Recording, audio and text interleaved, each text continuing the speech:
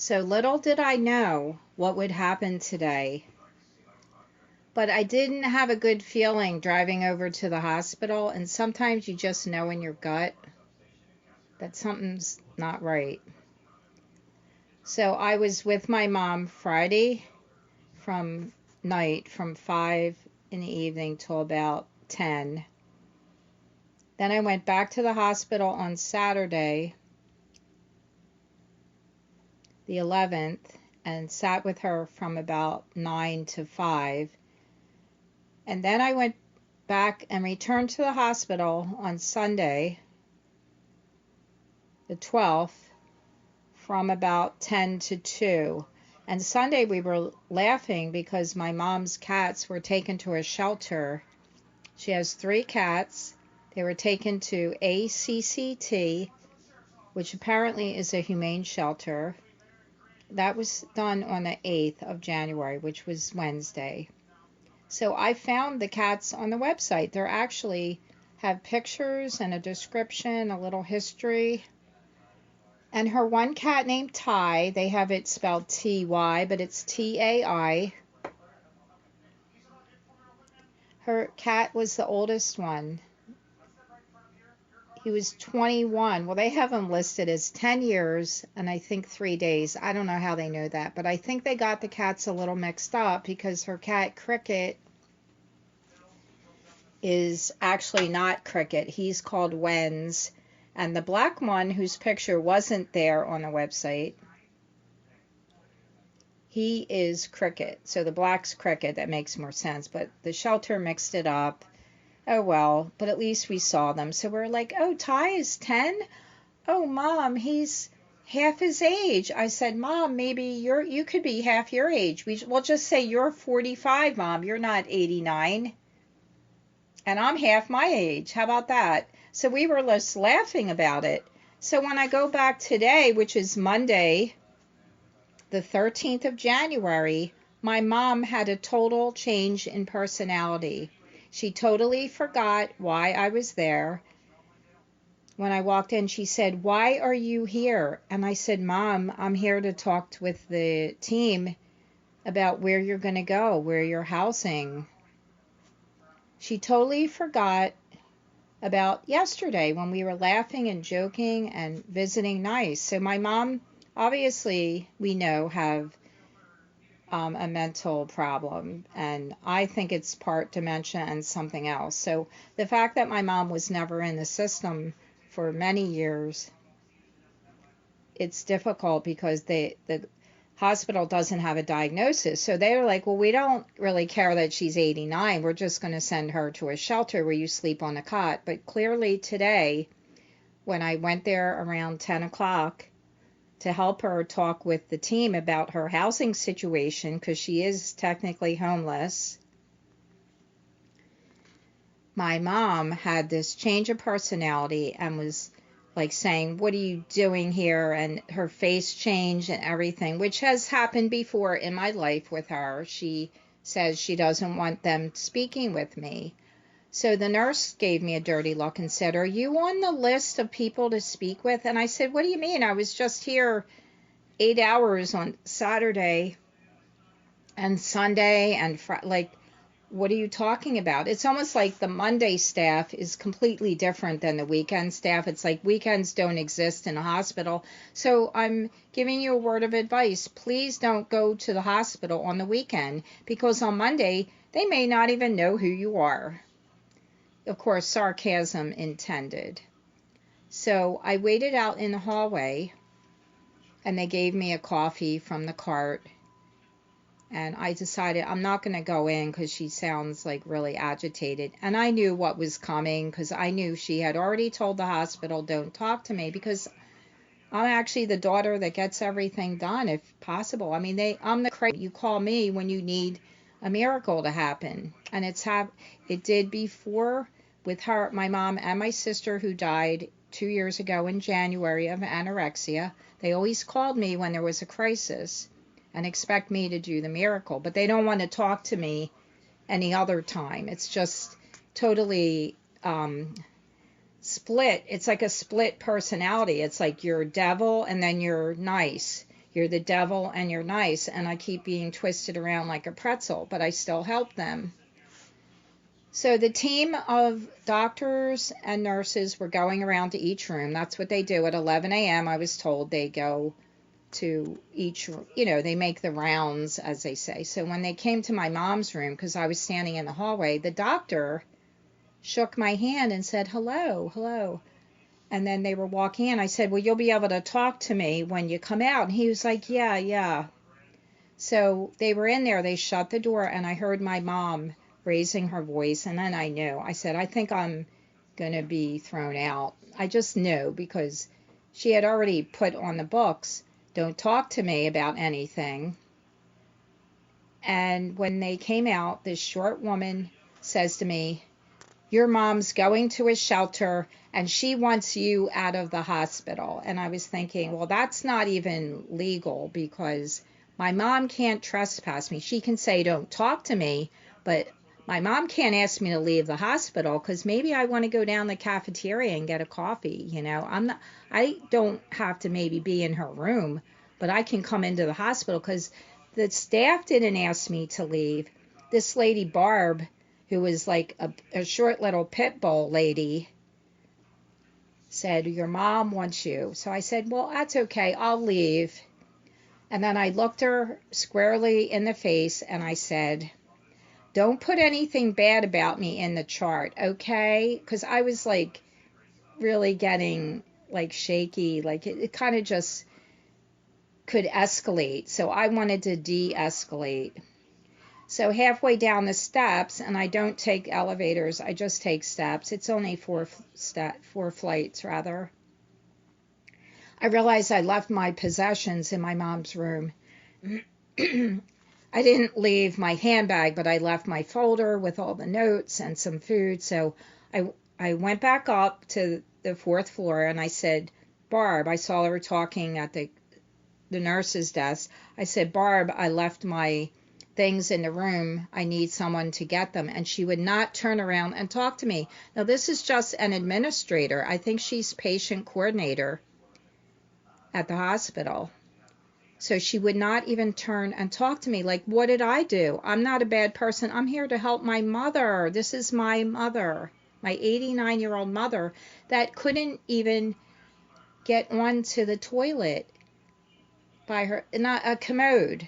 She can't walk into the bathroom and use the toilet. She has to use a commode near her bed, and she's a fall risk now. So all of a sudden, between Sunday and this morning, they have the alarm pad on her bed, so she's not allowed to get up. And I'm thinking maybe she fell. They're not going to tell me, because my mom doesn't want to talk to me.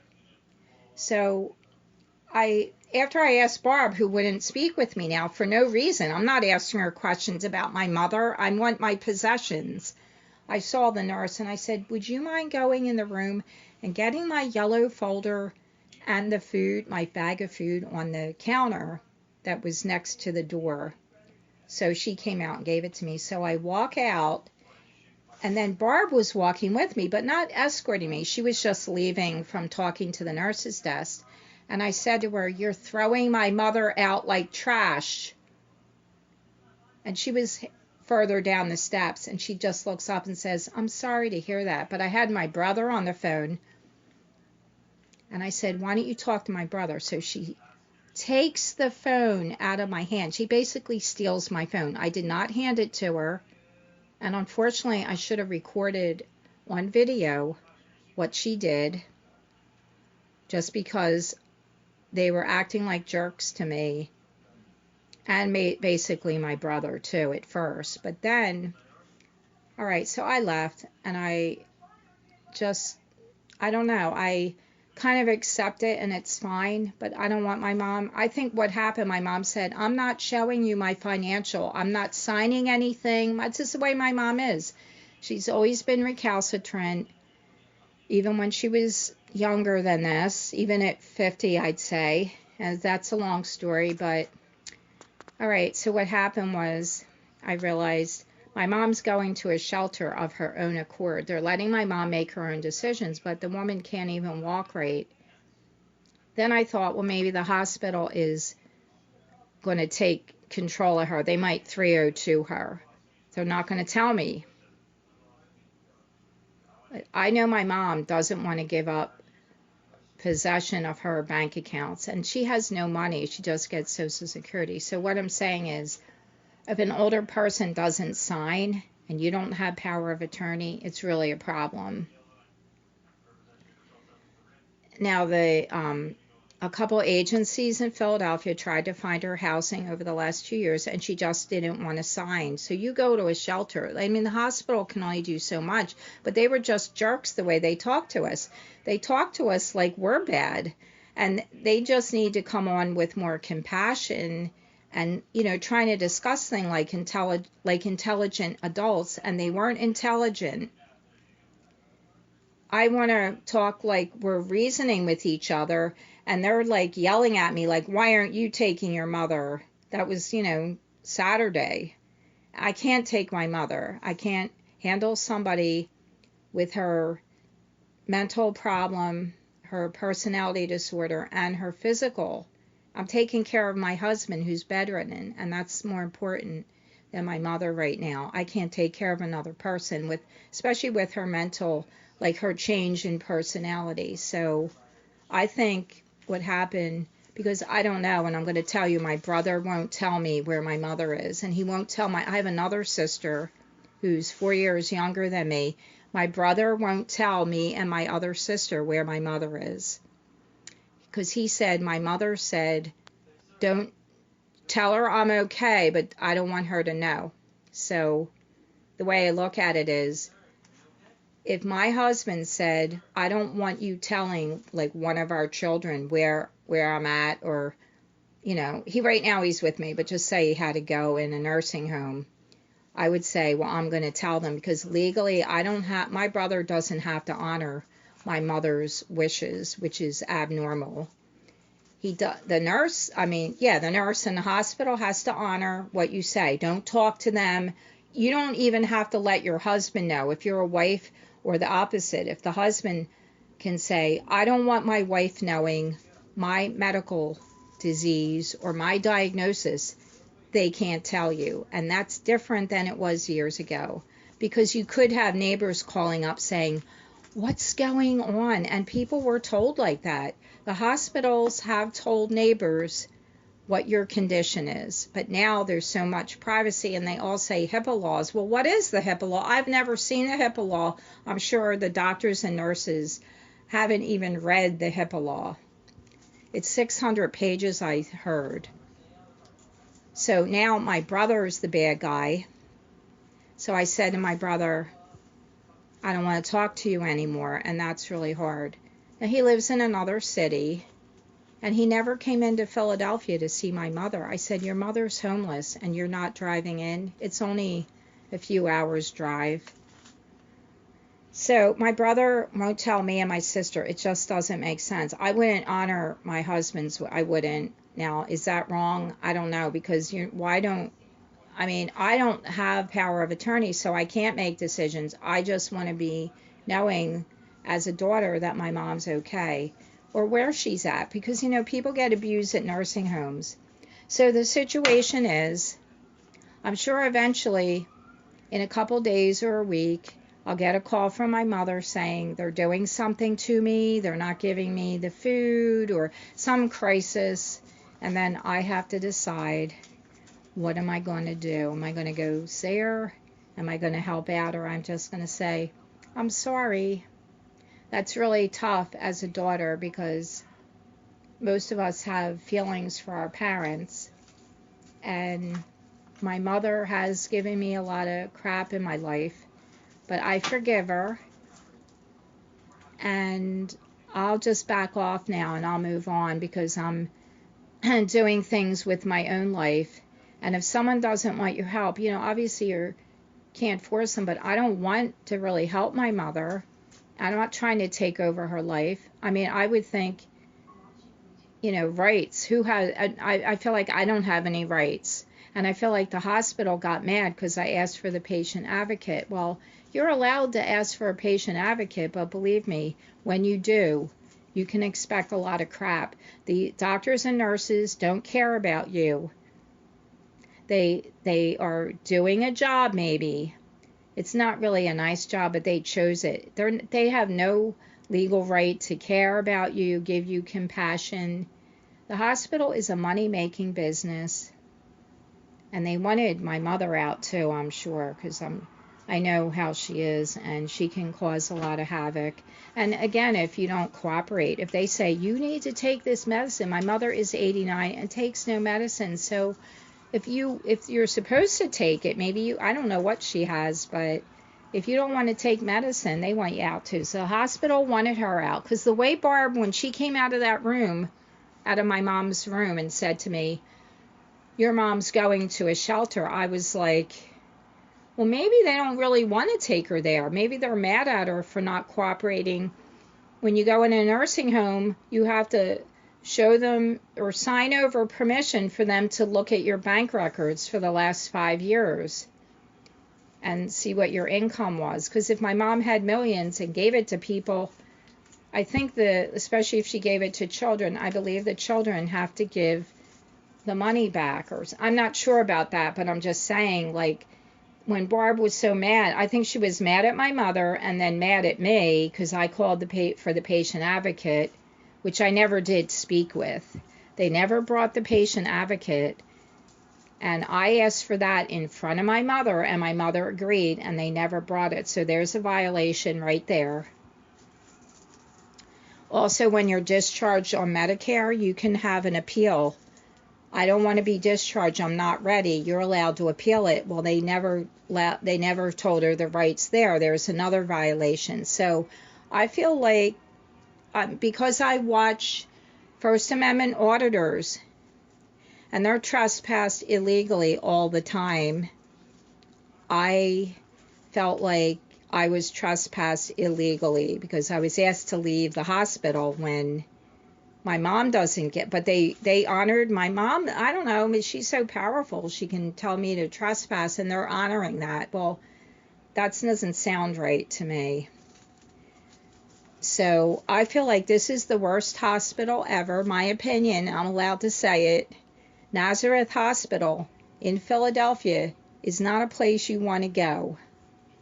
But because the bigger corporations are taking over most of the hospitals in Philadelphia, you should be careful. And if you have a mentally ill person, and that's my opinion, then try to arrange for some kind of power of attorney beforehand.